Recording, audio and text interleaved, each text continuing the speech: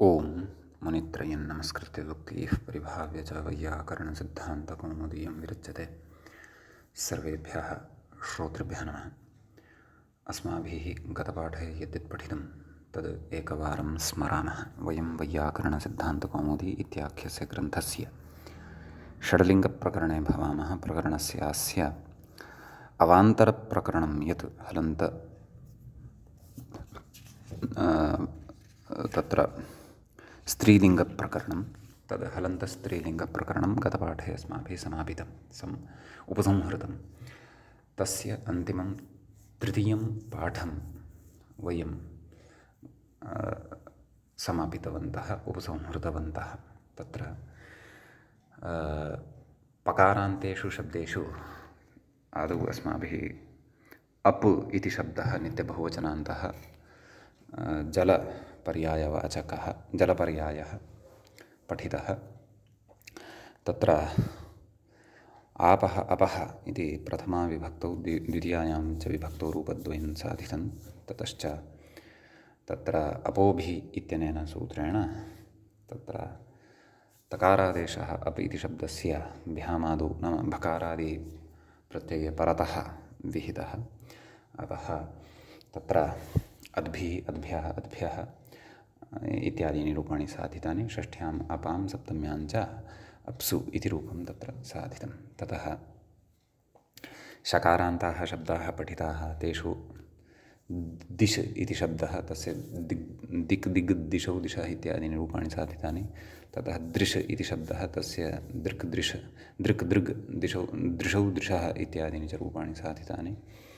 ततश्च षकारान्तः नाम मूर्धन्यषकारान्ताः शब्दाः पठिताः। त्विष इत्यस्य त्विट् त्रिषौ त्विषः इत्यादीनि रूपाणि साधितानि। सजुष इत्यस्य च सजूः सजुषौ सजुषः इत्यादीनि रूपाणि साधितानि। आशिष इत्यस्य च आशीः आशिषौ आशिषः इत्यादीनि रूपाणि साधितानि। तदनन्तरं सकारान्ताः शब्दाः अस्माभिः पठिताः। तेषु तत्र अदस् इति शब्दः एक एव अत्र चर्चितः। तस्य च स्त्रीलिङ्गे तदेव नाम असौ अमु अमूः इत्यादीनि रूपाणि तत्र अस्माभिः साधितानि। ततश्च तत्र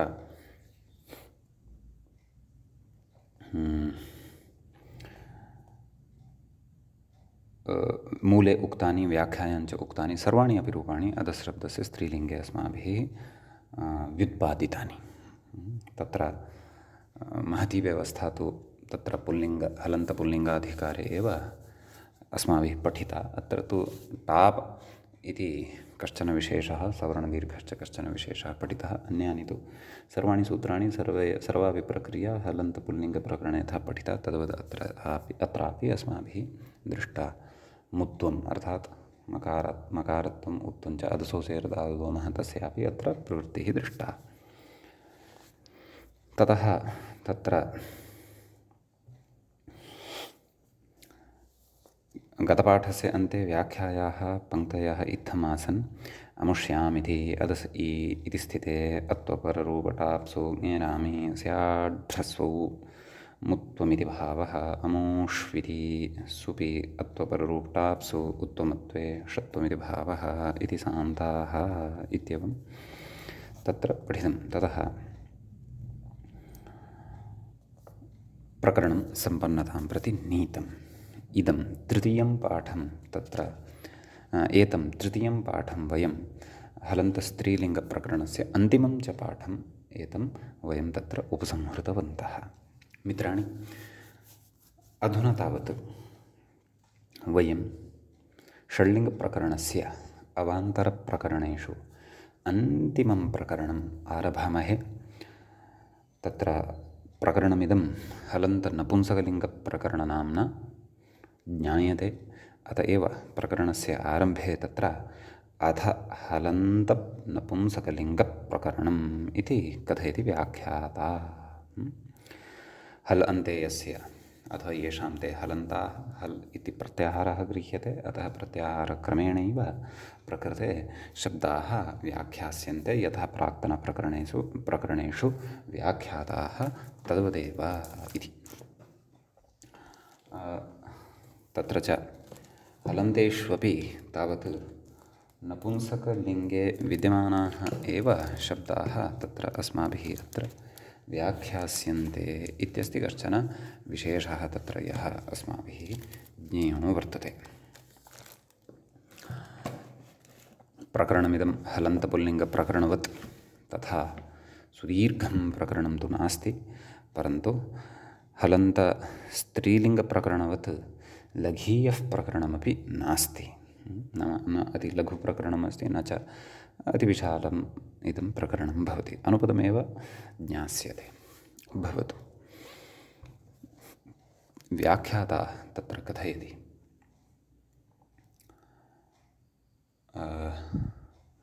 एवम् अस्य नाम हलन्तनपुंसकलिङ्गप्रकरणस्य अयं प्रथमः पाठः अस्माकं क्रमे आरब्धः भवति। अस्तु, इदानीम् अनुसरामः व्याख्यातारं। कथयति व्याख्याता। अथ हलन्तनपुंसकलिङ्गे हकारान्ताः निरूप्यन्ते इति। नाम हलन्तनपुंसकलिङ्ग प्रकरणम् इदानीम् आरभ्यते।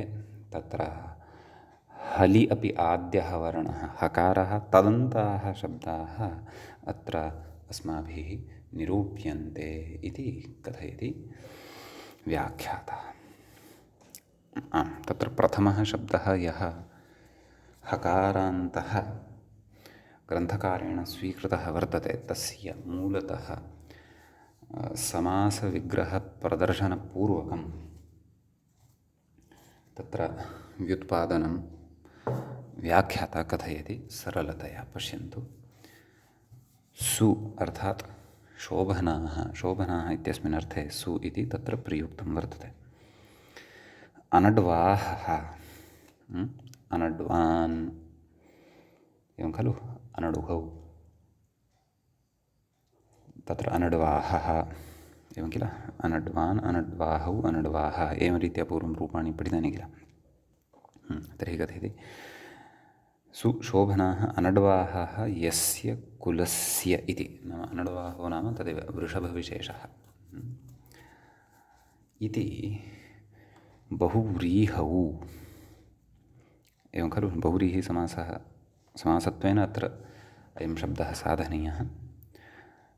तत्र तन्नाम शोभनाः अनड्वाहः यस्य इति षष्ठ्यर्थे तत्र बहुव्रीहिं पुरस्कृत्य तन्नाम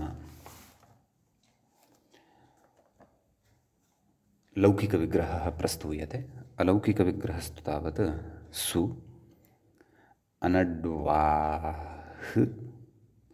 अथवा मूलतः शब्दः भवति अनडुः इति, एवं खलु। सु अनडुः जस्। सु एतस्मादपि जस् इति वक्तुं शक्यं, परन्तु तस्य अव्ययादाप्सुपः इत्यनेन लोपः भवति। अतः अलौकिकविग्रहे न प्रदर्श्यते चेदपि तत्र चिन्ता नास्ति।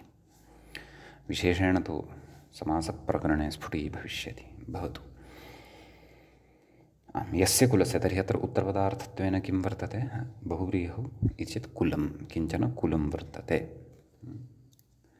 तर्हि तत्कुलं स्वनडुत् अथवा स्वनडुद् कुलं भवति। नाम अत्र रूपं साधनीयं वर्तते अस्माभिः स्वनडुत् अथवा स्वनडुद् प्रथमाविभक्तेः एकवचने इति भावः। कथयति यस्य कुलस्य इति बहुव्रीहौ स्वनडुः शब्दात्। नाम स्वनडुः शब्दः सिद्धः भवति, नाम समासादिकं विधाय समासः भवति, प्रातिपदिकसंज्ञा भवति, सुबुलुक् भवति, एवं खलु। कथयति स्वनडुः शब्दात् नपुंसकलिङ्गात्, कीदृशात्? नपुंसकलिङ्गे विद्यमानात् इत्यर्थः।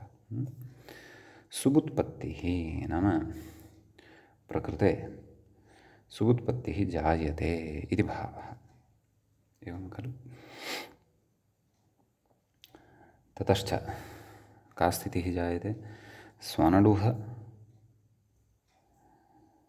सुप्, क्षन्तव्यं, स्वनडुः सु इति कथयति। तत्र सौ परतः नाम सुप्रत्ययः परतः भवति इति कृत्वा चतुर्णुः रामुदात्तः इत्यनेन आमागमः पठितः आसीत् खलु क्व अनड्वान् इत्यत्र अं सम्बुद्धौ इत्यत्र अम् इत्यनेन अम् आगमः पठितः खलु क्व अनड्वन् सम्बोधने इति अम् एवं खलु सावनडुहः इति नुम् एवं किल तत्र सौ अनडुहः नुम् इति नुमागमः अपि अनड्वान् इत्यत्र नुमागमः अपि भवति खलु स्यात् नाम प्रकृतेपि एते विधयः प्रवर्तेरन् नाम आमागमः अमागमः सम्बुद्धौ अपि च तत्र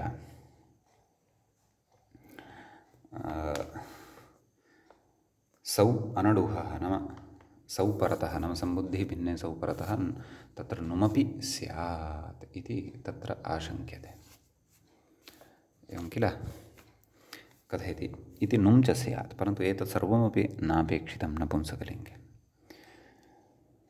एवं खलु कथयति हल्ङ्यादिना सुलोपे अपि हल्ङ्याभ्यो दीर्घः श्रुति पृक्तं हल् नाम अनडुः शब्दः स्वनडुः शब्दात् नाम स्व अनडुः इति भवति तत्र यणसन्धिं कृत्वा मूलतः वयं स्वनडुः इति हकारान्तं शब्दं प्राप्नुमः खलु एवं खलु अतः तदेव कथयति हल्ङ्यादिना सुलोपे नैव किं कथयति आम् हल्ङ्यादिना सुलोपेऽपि नाम हल्ङ्याभ्यो दीर्घात् श्रुतिस्य पृक्तं हल् नाम स्वनडुः सु इत्यवस्थायां सुलोपे अपि नाम सु इत्यस्य लोपे सत्यपि प्रत्ययलक्षणसत्त्वात् नाम लुप्तः प्रत्ययः तत्र प्रत्ययलोपे प्रत्ययलक्षणमिति प्रत्ययलक्षणत्वेन आश्रीयेत तदा सुप्रत्ययपरकत्वं तत्र लभ्येत एवं खलु सुप्रत्ययपरकत्वे सति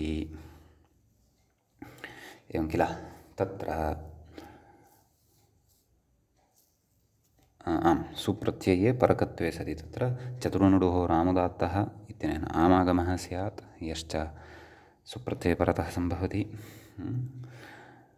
ततश्च नाम सुटि परतः सम्भवति सुटि सु अपि अन्यतमः वर्तते अं सम्बुद्धौ सम्बुद्धिसंज्ञके सुप्रत्ययपरतः अम् आगमः स्यात् यदर्थं सम्बुद्धिसंज्ञकः सुप्रत्ययः परतः अपेक्षितः स च प्रत्ययलोपे प्रत्ययलक्षणं नाम प्रत्ययलक्षणत्वेन लप्स्यते यदि हल्ङ्यादिना लोपः कृतः तर्हि सावनडुहः एवं खलु सुप्रत्ययपरतः अनडुः शब्दस्य नुमागमः स्यात् अर्थात् प्रथमाविभक्तेः एकवचने परतः नुमागमः स्यात् यदि हल्ङ्यादिना तत्र सोर्लोपः विधीयेत नाम प्रत्ययलोपे प्रत्ययलक्षणम् इत्यनेन तत्र तस्य सम्प्राप्तिः स्यात् इति भावः कथयति इत्यत आह नाम अतः कथयति किं कथयति स्वमोर्लुक् इति मूले पश्यन्तु स्वमोर्लुक् इत्युक्तं खलु तर्हि तत्र स्वमोर्लुक्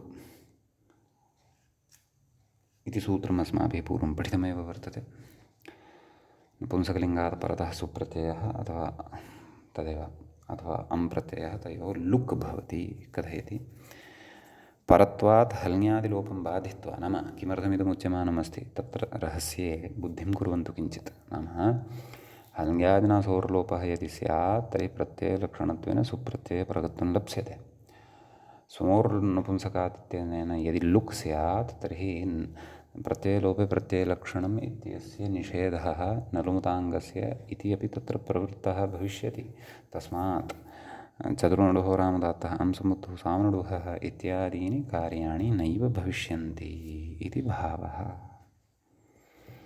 समीचीनं तदेव कथयन्नस्ति स्वमोर्लुक् इति कथयति परत्वात् हल्ङ्यादिलोपं बाधित्वा नाम स्वमोर्नपुंसकात् तत्र परतः वर्तते सूत्रं कथयति हल्ङ्यादिलोपं बाधित्वा नाम हल्ङ्याभ्यो दीर्घात् सुदिस्य वृत्तं हलिति इत्यनेन यः लोपः क्रियते तन्लोपं बाधित्वा स्वमोर्नपुंसकात् इति लुक् नाम एतेन सूत्रेण तत्र लुक् भवति इति भावः कथयति ततश्च लुकालुप्तत्वेन नाम लुका लोपद्वारा प्रत्ययलक्षणाभावात् आमादि न भवति इति भावः। एवं खलु? अधुना तस्य लोपः न जातः वर्तते हल्ङ्यादिना। अधुना तस्य लुक् जातः वर्तते। केन? स्वमोर्नपुंसकात् इत्यनेन। लोपलुकोः च अस्ति कश्चन भेदः। कुतः? यतोहि यद्यपि उभयोः अर्थः अदर्शनमेव, परन्तु विशेषेण लुक् इति नामग्राहन् लोपविधानं यत् क्रियते, नाम लुक् इति संज्ञामादाय यददर्शनं क्रियते तत्र प्रयोजनं नलुमताङ्गस्य इति भवति। अन्यानि अपि प्रयोजनानि सन्ति इति तु अस्ति एव। अतः तदेव लुकालुप्तत्वेन प्रत्ययलक्षणत्वाभावात्, नाम लुकालुप्तश्चेत् सुप्रत्ययः तर्हि तदेव नलुमताङ्गस्य इति प्रत्ययलक्षणनिषेधात् आमादि न भवति इति भावः। नाम आमादयः तदेव एतेन नाम परतः निमित्ताभावात् तत्र चतुर्णुहोरामृदात्तः इत्यनेन आम् अं सम्बुद्धौ इत्यनेन अं सावनडुः इत्यनेन च तत्र नुं न भवति इति तत्र उच्यते। सम्यक्। ततः तत्र अग्रे कथयति। आम्, तर्हि एतावता स्थितिः का लब्धा वर्तते? स्वनडुः इत्येव खलु स्थितिः लब्धा वर्तते। सुप्रत्ययस्य तु लोपः कृतः, लुक् कृतः स्वमोर्नपुंसकात् इत्यनेन। सम्यक्। कथयति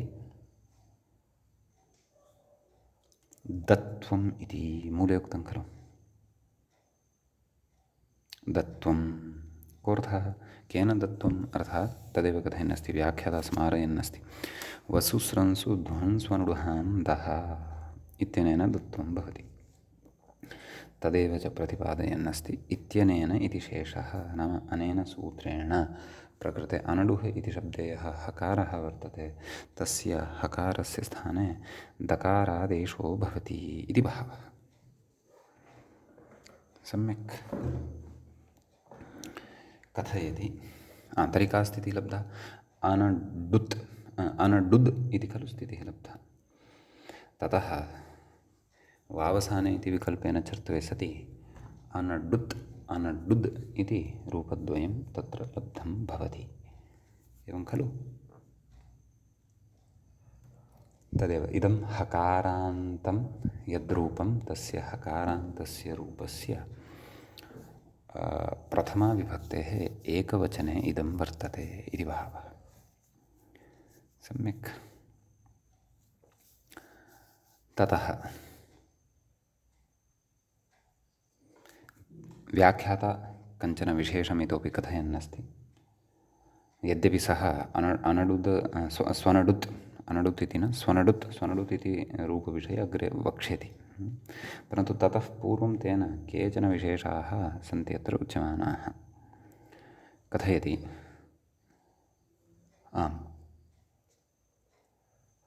दत्वविधेः पदाधिकारस्थत्वेन तदन्तेऽपि प्रवृत्तेरिति भावः। नाम तत्र वसुस्रंसु ध्वंस्वनुडुहां दः, तत्र तु अनडुः शब्दस्य एव दत्वम् उक्तं खलु। अत्र तु अनडुः शब्दः नास्ति, अत्र तु स्वनडुः शब्दः वर्तते। अतः तत्र तदेव उच्यते, नाम पदाधिकारस्थत्वेन तदन्तेऽपि प्रवृत्तेरिति भावः। नाम तदेव पदाङ्गाधिकारे तस्य च तदन्तस्य च इति खलु उच्यते। अतः प्रकृते तदन्तेऽपि प्रवृत्तिर्भवति इति भावः। नाम हकारान्त नाम अनडुः शब्दान्तः यः शब्दः सः कः? प्रकृते अनडुः शब्दान्तः शब्दः कः? स्वनडुः इति वर्तते। यतो स्वनडुः इति शब्दस्य अन्ते स्वनडुः इति नाम इति समस्तपदस्य अथवा समस्तशब्दस्य अन्ते अनडुः इति शब्दो वर्तते। अतः अनडुहन्तः अयं शब्दो वर्तते इति भावः। सम्यक्। तदेव उक्तं दत्वविधेः पदाधिकारस्थत्वेन तदन्तेऽपि प्रवृत्तेरिति भावः। नाम तदन्तेऽपि तत्र प्रवृत्तिः भवत्येव इति तत्र उच्यते। अतः तत्र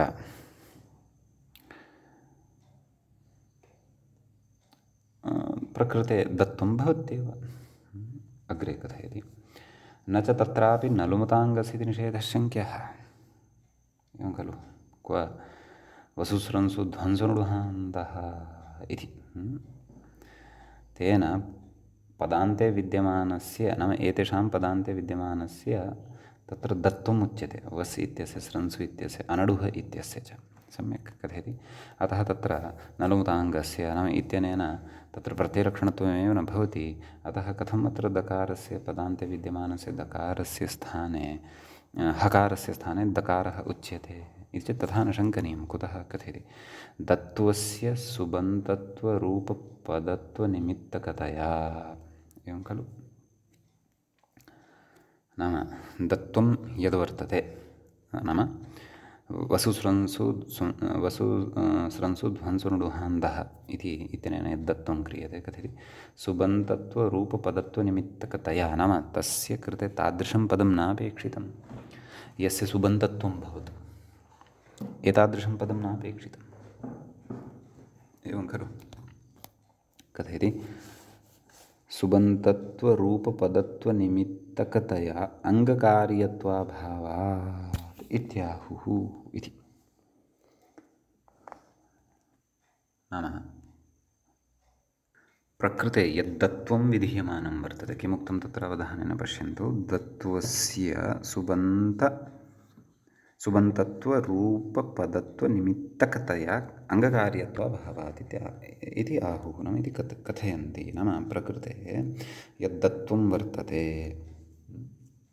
तस्मै दत्त्वाय, नाम वसुस्रंसु ध्वंसनुडुहान्तः इत्यनेन यद्दत्त्वं क्रियते, तस्य सुबन्तत्वरूपपदत्वनिमित्तकतया अङ्गकार्यत्वाभावात्, नाम तादृशम् अङ्गकार्यं वर्तते यदङ्गकार्यं परतः विद्यमानं कञ्चन प्रत्ययविशेषम् आश्रित्य न प्रवर्तते इति। सुबन्तत्वरूपपदनिमित्तकतया, नाम तादृशं पदं यस्य सुबन्तत्वं भवति, एवं खलु, तादृशं पदं निमित्तीकृत्य दत्त्वं प्रवर्तेत, अथवा तादृशं पदत्वं निमित्तीकृत्य अङ्गकार्यं प्रवर्तेत। एवं खलु, तादृश अपेक्षा अस्य नास्ति, कस्य, दत्त्वस्य। एवं खलु, यतोहि तत्र भवन्तः नलोताङ्गस्य इत्यस्य सूत्रं यदि सम्यक्तया विचारयन्ति तत्रैव समाधानमस्ति। किं तत्र कः अर्थः इति चेत्, तद् लुमता लुप्ते सति तत्र अङ्गकार्यं प्रतिषिध्यते इति खलु उच्यते, मानवः न लुमताङ्गस्य इत्यनेन। अपि च सूत्रे अपि इदं वर्तते एव, किं न लुमता अङ्गस्य इत्युच्यते। लुमता शब्देन लुप्ते तन्निमित्तम् अङ्गकार्यं न स्यात् इति। लुमता शब्दे लुप्ते सति यः प्रत्ययः लुप्तः तन्निमित्तीकृत्य तत्र अङ्गकार्यं न भवति इति। प्रत्ययस्तु तत्र तिष्ठत्येव, तन्निमित्तीकृत्य अङ्गकार्यं न भवति। तर्हि प्रकृते किमुच्यते, नाम दत्त्वं यद् वर्तते दत्त्वस्य सुबन्तत्वरूपपदत्वनिमित्तकतया, एवं खलु, नाम दत्त्वं यद् वर्तते तस्य कृते सुबन्तत्वरूपं यत् पदं वर्तते तद् तस्मै अपेक्षितं वर्तते।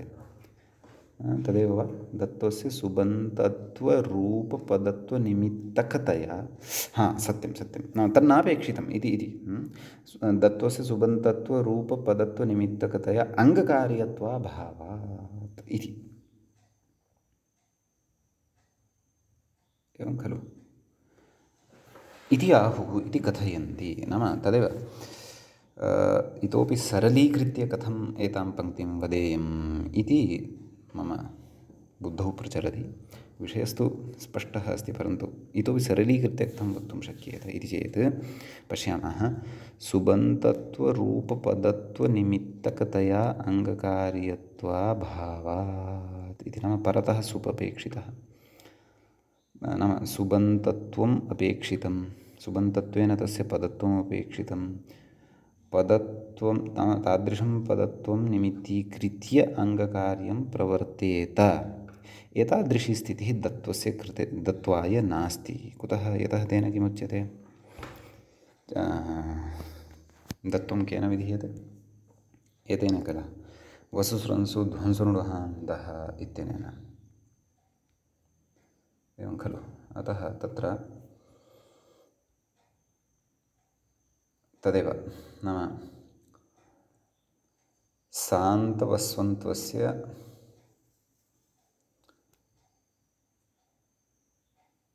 एवं खलु। अपि च अनुडुः इत्यस्य च दः स्यात् पदान्ते इत्युच्यते। एतावदेव उच्यते खलु। तत्र वस्वन्तस्य पदस्य सकारान्तस्य स्रंसु ध्वंसु अनडुः इत्येतेषां च दकारादेशः भवति इत्युच्यते। कौमुद्यां तु तत्र तदेव सान्तवस्वन्तस्य वसुस्रंसु ध्वंसनुडुहान्दः, ध्वंस अपि च अनडुः एतेषां च दः स्यात् पदान्ते इत्युच्यते। नाम पदान्ते इत्यपि उच्यते। तर्हि तत्र प्रकृते तादृशम् अङ्गकार्यं नास्ति यत् अङ्गकार्यं सुबन्तत्वरूपपदत्वनिमित्तकत्वं भजेत इति। यतोहि न लुमता अङ्गस्य इत्युच्यते। लुमता लु इत् नाम तत्र लुमता लुप्तस्य प्रत्ययलक्षणत्वं न भवति इति खलु उच्यते। नाम सुप्रत्ययः तत्र नाश्रीयते। नाम तत्र अङ्गस्य अङ्गं निमित्तीकृत्य अङ्गकार्यं न भवति इत्युच्यते। परन्तु तत्र सुप्रत्ययम् आश्रित्य किमपि अङ्गकार्यं कर्तव्यम् इति नास्ति। नाम तादृश अङ्गकार्यत्वम् अत्र नास्ति यत् सुबन्तत्वरूपपदत्वनिमित्तकत्वं भजेत। अत्र तु अनडुः इति यः शब्दः वर्तते तस्य हकारस्य दकारः विधेयः वर्तते। परन्तु अत्र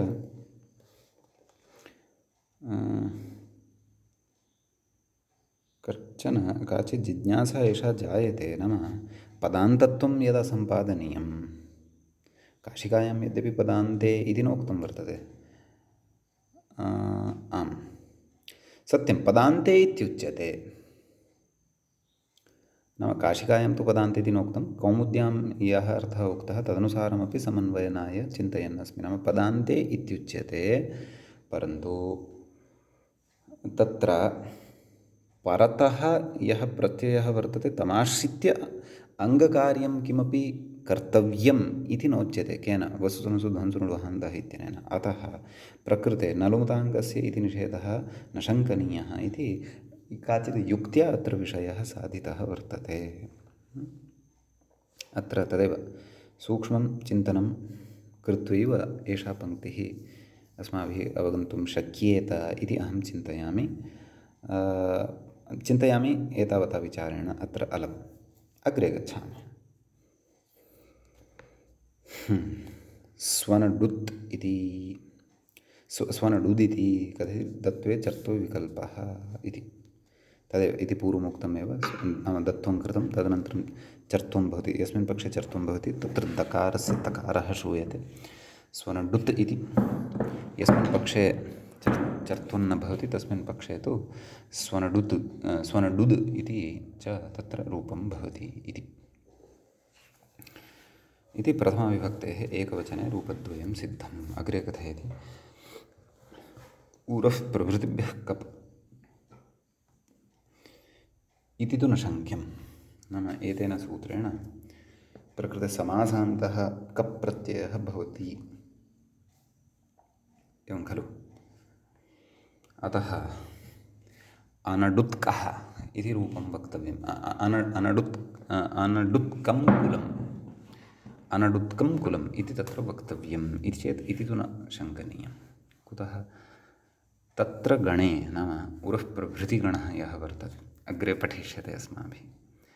कथं तत्र गणे अनड्वान् इत्येकवचनस्य एव पाठः, तत्र अनड्वान् इति एकवचनत्वेन एव पाठः दृश्यते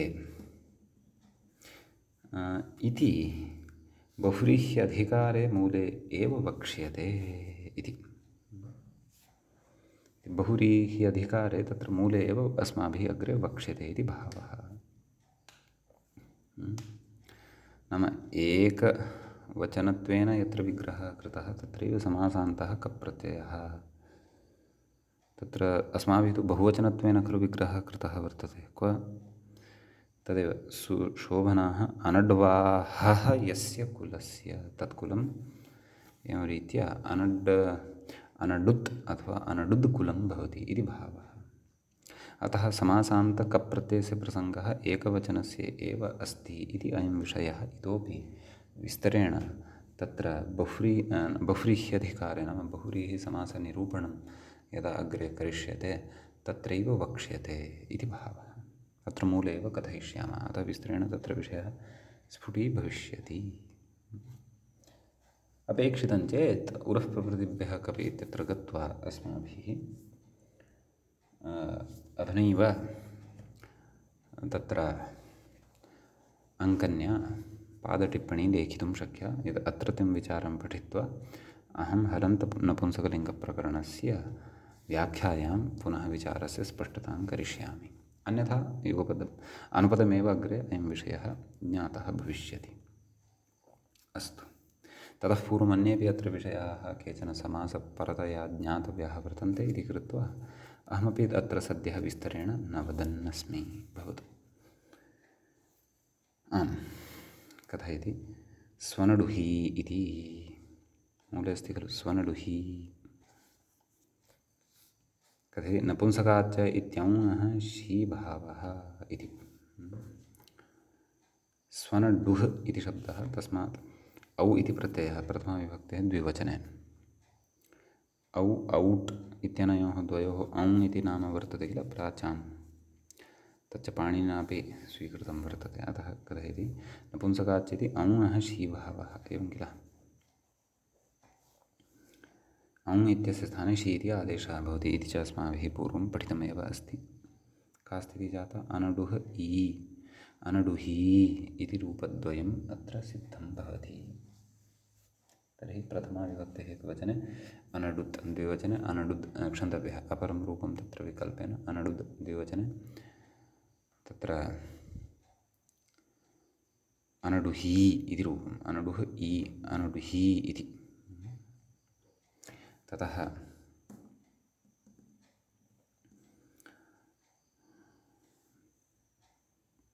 अग्रे बहुवचनस्य रूपं साध्यते अनड्वाङ्हि अनड्वाङ्हि इति एवं खलु।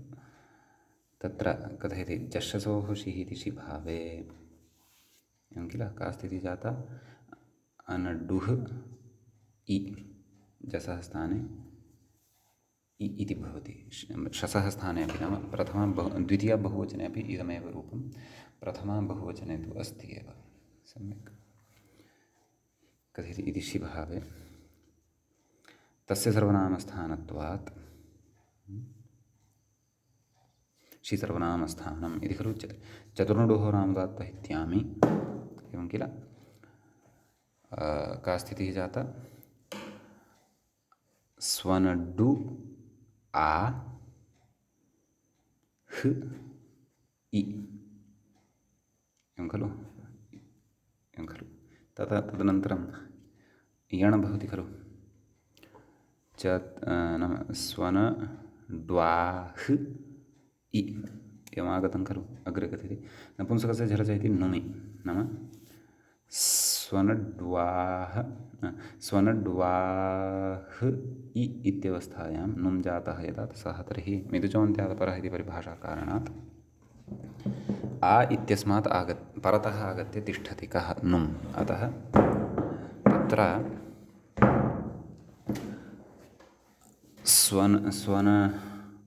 स्वनड्वानहि एवं खलु।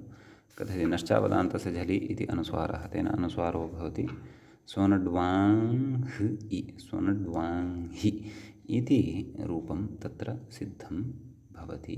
अतः स्वनड्डुत् स्वनड्डुद् स्वनडुहि स्वनड्वाङ्हि इति प्रथमाविभक्तेः तत्र रूपाणि सिद्धानि भवन्ति।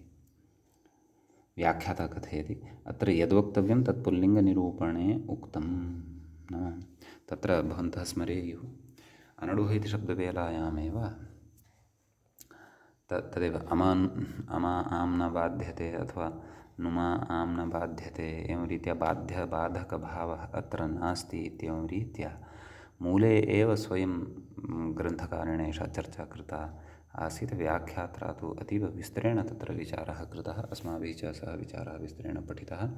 अतः पुनरपि भवन्तः तं विचारम् अत्र बुद्धौ नवीनं कर्तुम् इच्छन्ति यदि गत्वा तत्र सः विचारः द्रष्टुं शक्यः। अनडुः इति शब्दनिरूपणावसरे मूले एव अयं विचारः तत्र सुलभतया द्रष्टुं शक्यः, प्राप्तुं शक्यश्च।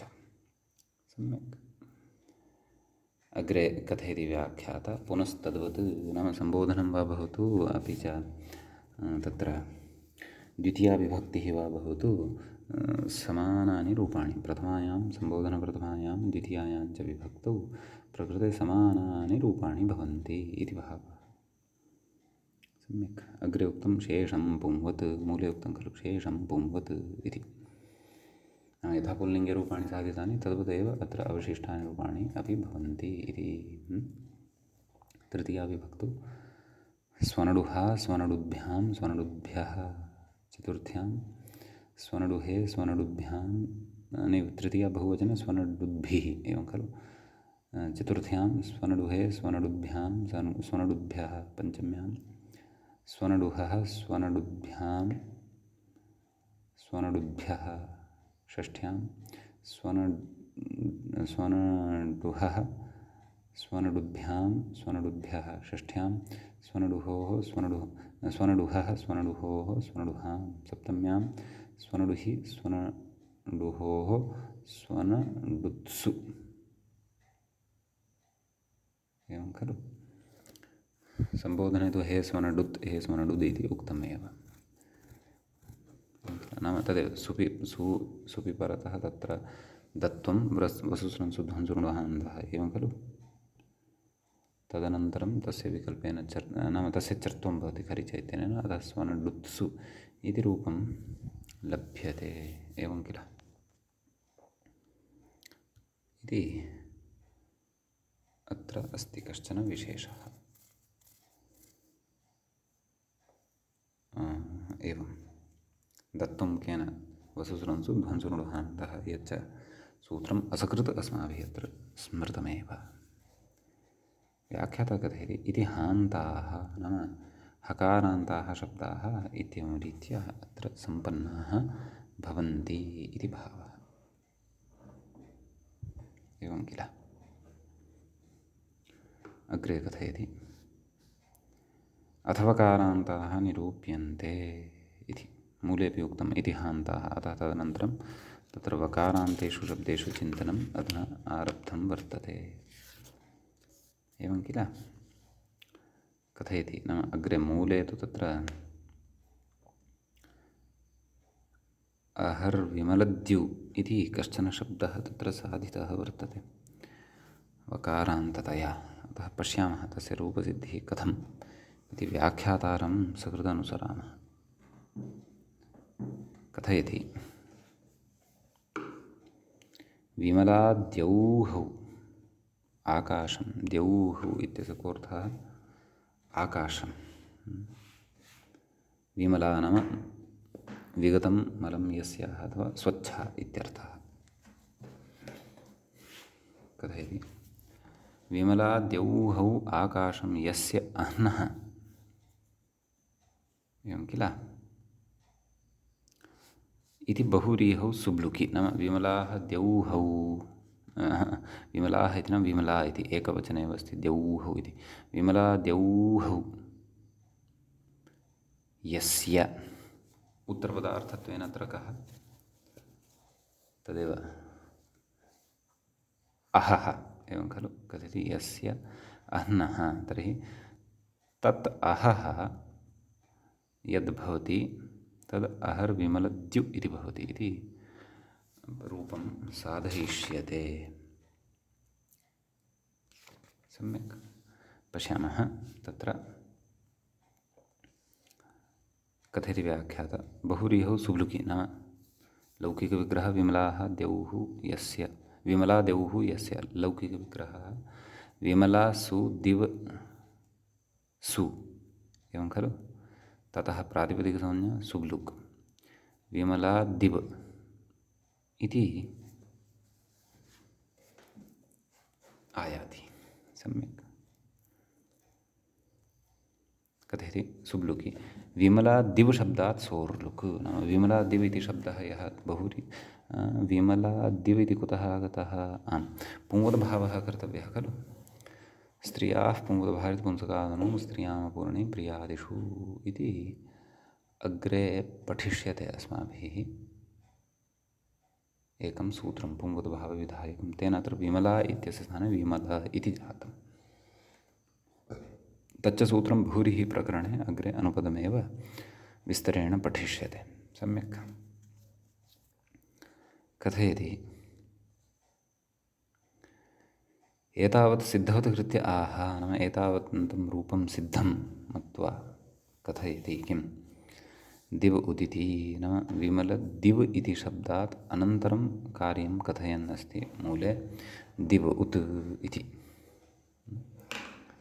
एतेन सूत्रेण दिव इत्यस्य वकारस्य स्थाने उकारादेशः भवति इति भावः कथयति विमल अहर् विमलद्यु इति रूपं तु विमलद्यु इत्येव साधनीयं वर्तते अहः इति तत्र भिन्नं पदं वर्तते एवं खलु कथयति वस्य उत्वे इकारस्य यण् इति भावः नाम तदेव विमलदिव् इत्यवस्थायां तदेव सुप्रत्यये परतः वकारस्य उत्वं भवति विमलदिव् इत्यत्र वकारस्य उत्वं भवति विमलदि उ तदनन्तरम् इकारस्य यण् इति भावः नाम यः इकारः वर्तते तस्य स्थाने यण् भवति विमलद्यु इति लभ्यते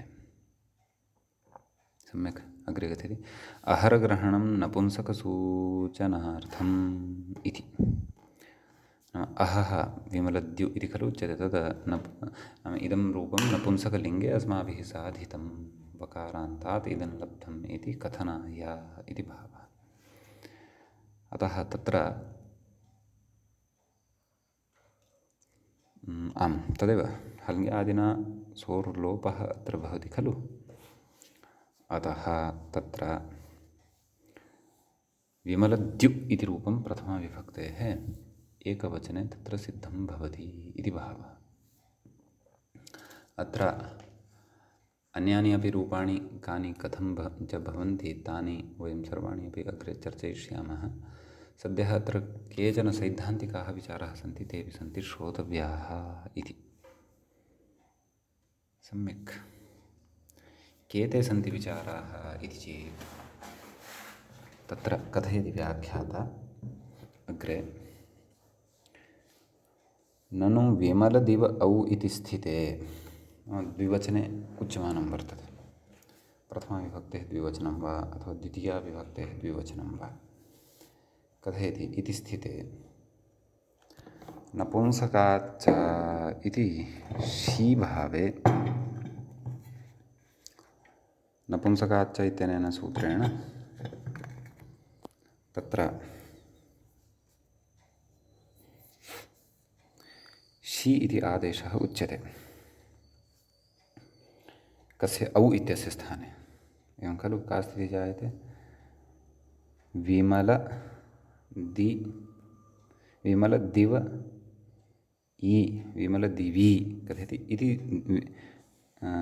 कथयति शिभावे विमलदिवि इति रूपं वक्ष्यति नाम इति रूपं भवति इति अग्रे कथयिष्यते द्विवचने विमलद्युः विमलदिवि इति अग्रिमे एव पृष्ठे विमलदिवि बहुवचने च नैव तत्रैव पक्षे विमलदिवि इत्यपि रूपं तत्र दृश्यमानं वर्तते अथवा तद् बहुवचनान्तं रूपं प्रायः अस्तु द्रक्ष्यामः कथयति इति विमलदिवि इति रूपं वक्ष्यति नाम इत्येतद् रूपम् अग्रे कथयिष्यति इति भावः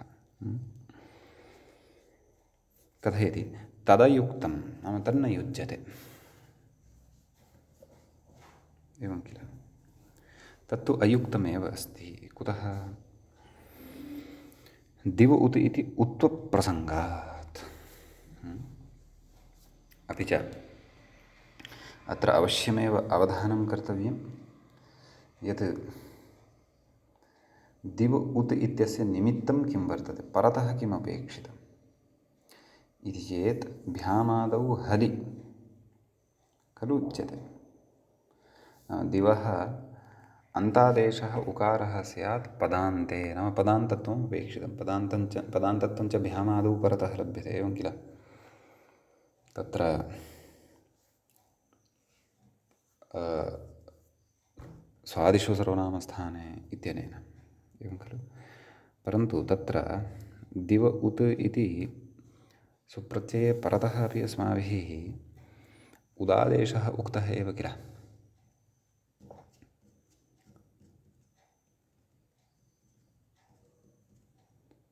आं, तर्हि तत्र आदौ तावत् आं वस्तुतः सुप्रत्यये परतः आदौ तावत् दिव उत् इत्यनेन सूत्रेण उदादेशः वक्तव्यः, सम्यक्।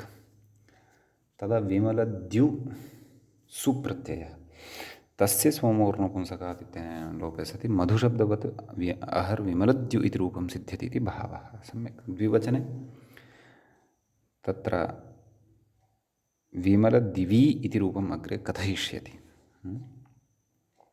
तत्र विप्रतिपत्तिः प्रकट्यमाना वर्तते। किं तदयुक्तं नाम विमलदिवि इति रूपं यद्रूपं कथयिष्यति, एवं किल। तत्तु न युज्यते, कुतः? दिव उत् इति उत्वप्रसङ्गात्। तदयुक्तं दिव उत् इति उत्वप्रसङ्गात्। उत्वं यदि स्यात् तर्हि तु तत्र विमलदिउ औ, एवं किल। विमलदिउ औ यण विमलद्यु औ, एवं खलु। ततः तदेव नाम विमलदिवि इति रूपं तु कथञ्चित् न लप्स्यते।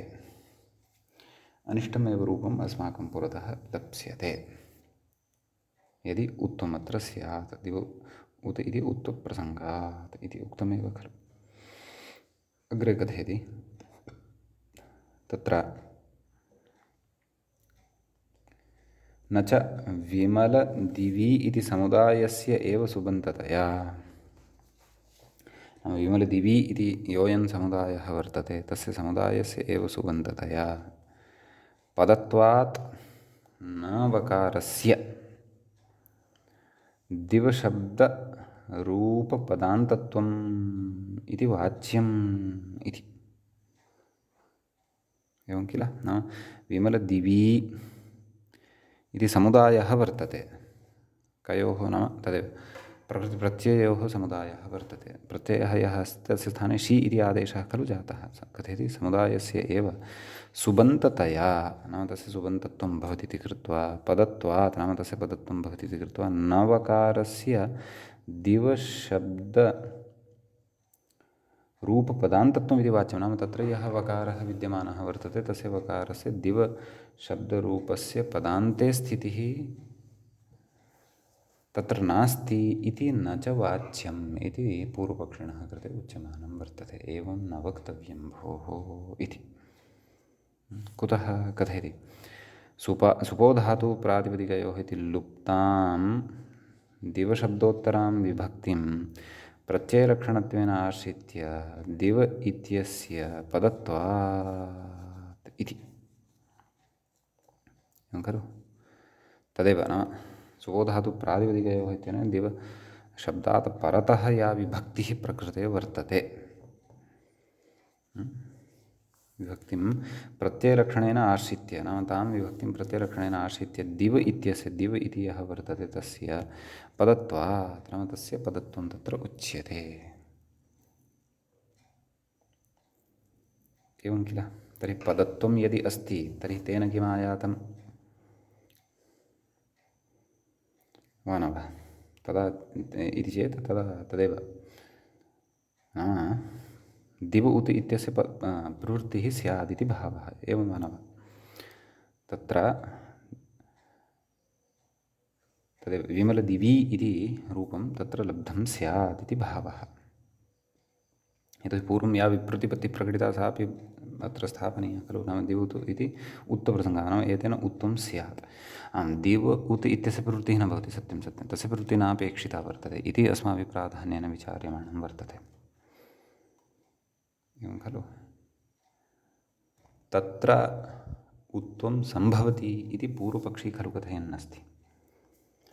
अतः एव तस्य निषेधः खलु आरब्धः। नाम पुनः अवलोकयन्तु, पश्यन्तु। न च विमलदिवि इति समुदायस्य एव सुबन्ततया, एवं खलु, समुदायस्य सुबन्तता भवति इति कृत्वा पदत्वात् नवकारस्य दिवशब्दस्य दिवशब्दरूपपदान्तत्वम् इति वाच्यम्।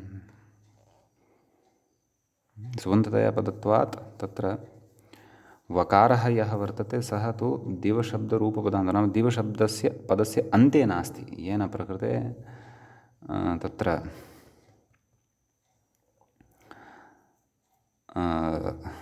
नाम दिव उत् इत्यस्य प्रवृत्तिः भवितुं नार्हेत। नाम तस्मै यानि निमित्तानि अपेक्षितानि तानि अत्र भवन्त्येव इति, एवं खलु। यदि विमलदिवि इति उच्यते चेदपि इति भावः, तर्हि तत्र उच्यते सुबोधातु इति लुप्तां दिवशब्दोत्तरां विभक्तिं वा न वा। यतोहि विमलदिव् इति खलु मूलतः शब्दः, तत्र बहुव्रीहौ अस्माभिः या विभक्तिः आनीता तस्याः लोपः खलु क्रियते। कथयति प्रत्ययलक्षणेन आश्रित्य, सा प्रत्ययलक्षणत्वेन तत्र आश्रीयते। दिव् इत्यस्य पदत्वात्, नाम दिव् इत्यस्य पदत्वं तत्र वर्तते इति भावः। तेन किम् आयातं पदत्वमस्ति चेत्? आं, तर्हि पदत्वं यदि स्यात् तर्हि तत्र दिव उत् इत्यस्य प्रवृत्तिः स्यात् इति भावः। यदि वयं विमलदिवि इति साधनानन्तरमपि तत्र प्रवृत्तिं कुर्याम, कस्य दिव उत् इत्यस्य, परन्तु दिव उत् इत्यस्य प्रवृत्तिः तु अनिष्टा वर्तते, सा नापेक्षिता, वा न वा। एतत् अयं सर्वोपि विषयः तद् पूर्वपक्षिणः एव पक्षात् उच्यमानः वर्तते। सम्यक् कथयति न च लुकालुप्तत्वात् न प्रत्ययलक्षणत्वम् इति वाच्यं। नाम प्रकृते लुकालुप्तः भवति खलु, वा न वा, प्रत्ययः।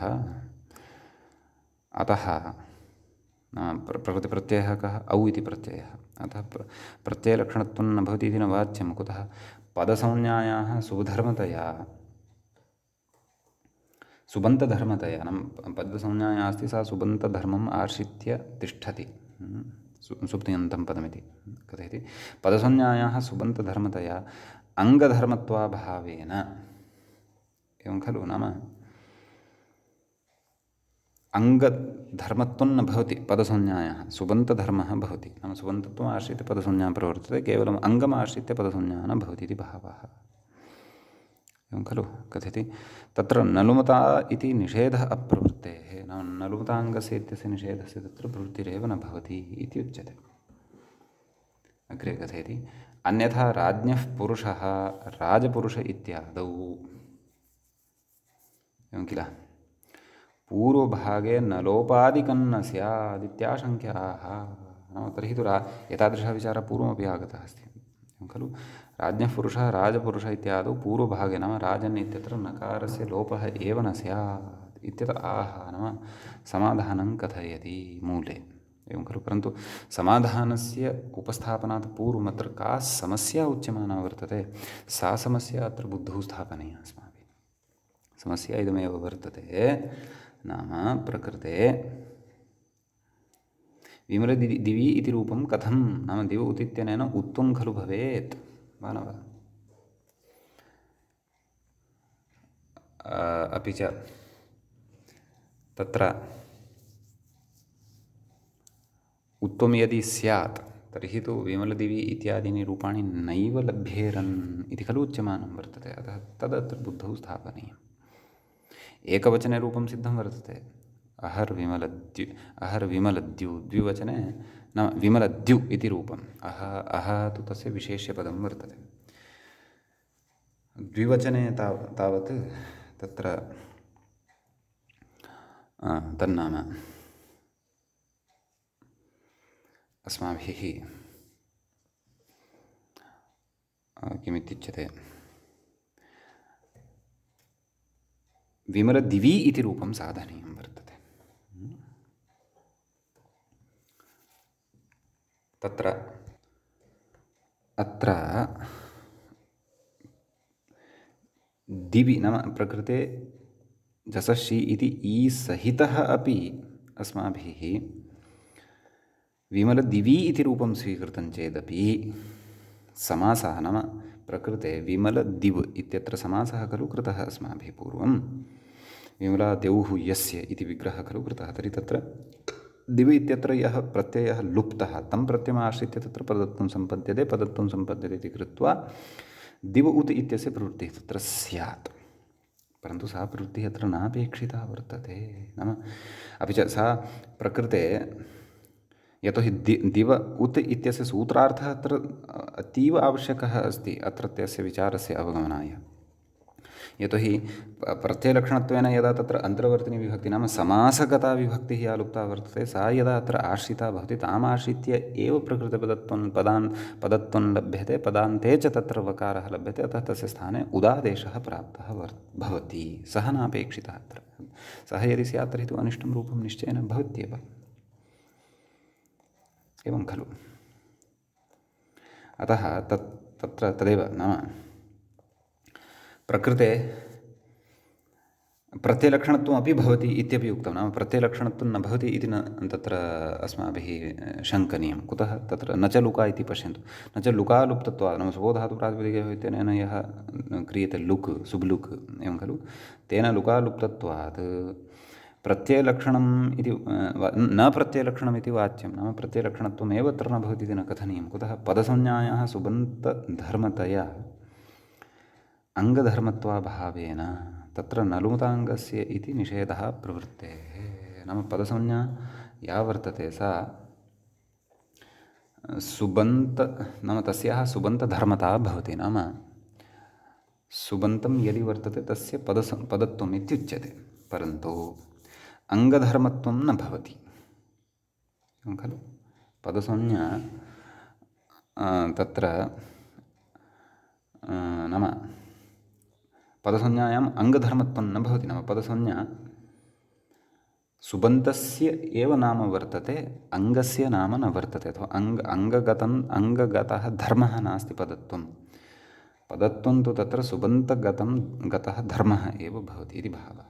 ततः प्रकृते नलुमताङ्गस्य इत्यस्य निषेधस्य अप्रवृत्तिः भवति, नाम प्रवृत्तिः न भवति। अतः तत्र बहुव्रीहौ तत्र विमला सु दिव सु इत्यत्र यः सु लुप्तः सः अत्र प्रत्ययलक्षणत्वेन आश्रियते।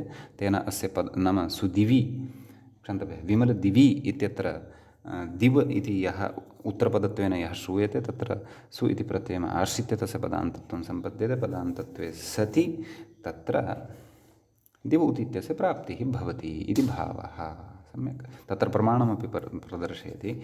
अयञ्च विचारः यः पूर्वं कृतः पुनः मया सरलतया वक्तुम् अत्र यत्नः क्रियते। अन्यथा राज्ञः पुरुषः राजपुरुष इत्यादौ पूर्वभागे नलोपादिकं न स्यात्। नाम नलोपः प्रातिपदिकान्तस्य इत्यनेन तत्र नलोपः न स्यात् इति। यदि तत्र अङ्गधर्मत्वम् अपि पदसंज्ञायाः स्यात् इति भावः। एवं किल।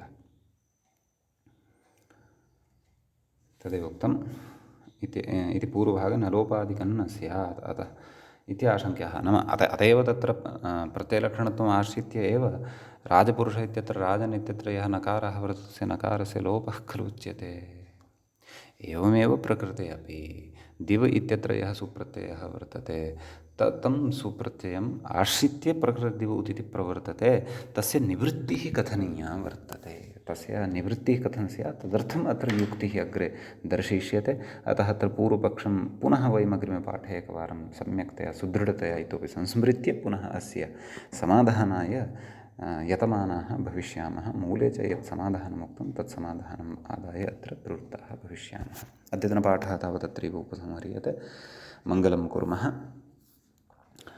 मुनित्रयीन् नमस्कृत्य उक्तिः परिभाव्य च वैयाकरणसिद्धान्तकौमुदीयं विरच्यते एवञ्च हलन्तनपुंसकलिङ्गप्रकरणस्यास्य अस्माकं क्रमे एषः प्रथमः पाठः सम्पन्नतां गतः। नमः सर्वेभ्यः श्रोतृभ्यः।